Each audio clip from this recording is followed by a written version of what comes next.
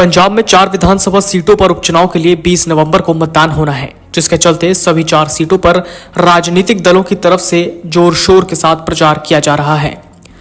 Bharatiya Janata party भी इस चुनाव के जरिए पंजाब में अपना सियासी भविष्य तलाश रही है, जिसके लिए पार्टी ने चुनाव की डोर दिग्गजों के हाथ में सौंप दी है।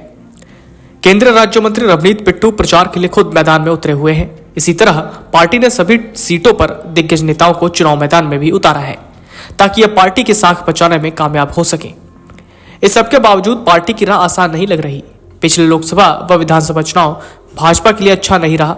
सहयोगी शिरोमणि अकाली दल से भी भाजपा नाता तोड़ चुकी है।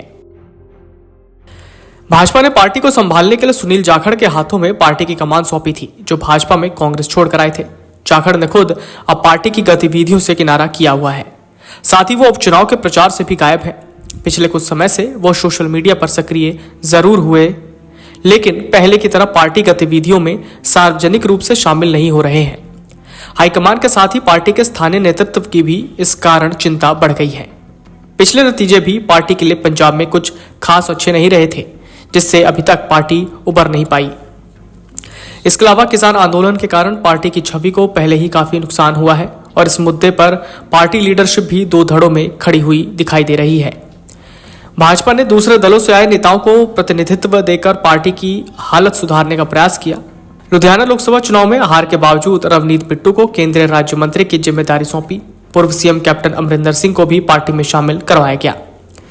मनप्रीत बादल 2 बार मंत्री रह चुके हैं। उनके नाम 9 बार प्रदेश का बजट पेश करने का रिकॉर्ड है। जनवरी 2023 में वो कांग्रेस छोड़कर भाजपा में शामिल हो गए थे।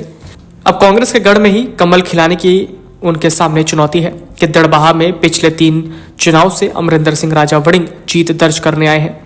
अब इस सीट से उनकी पत्नी अमृता वड़िंग चुनाव मैदान में है। पिछला चुनाव मनप्रीत बादल के लिए अच्छा नहीं रहा। वर्ष 2022 विधानसभा चुनाव उन्होंने बठिंडा अर्बन सीट से लड़ा था, लेकिन हार गए थे। इसी तरह केवल ढिल्लो 2 बार बरनाला से विधायक रह चुके हैं, लेकिन 2017 विधानसभा चुनाव में इस सीट पर वो हार गए थे।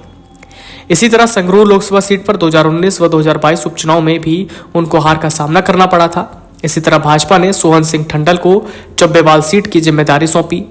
पिछला लोकसभा चुनाव उन्होंने शियत से होशियारपुर सीट से लड़ा था, लेकिन उनको भी हार देखनी पड़ी थी।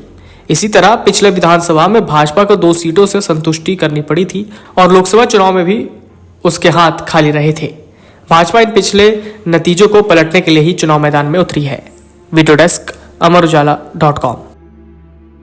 अगर आप ये वीडियो YouTube पर देख रहे हैं तो हमारे चैनल को सब्सक्राइब करें और बेल आइकन को दबाना ना भूलें। अगर आप Facebook पर ये वीडियो देख रहे हैं तो हमारे पेज को लाइक करें।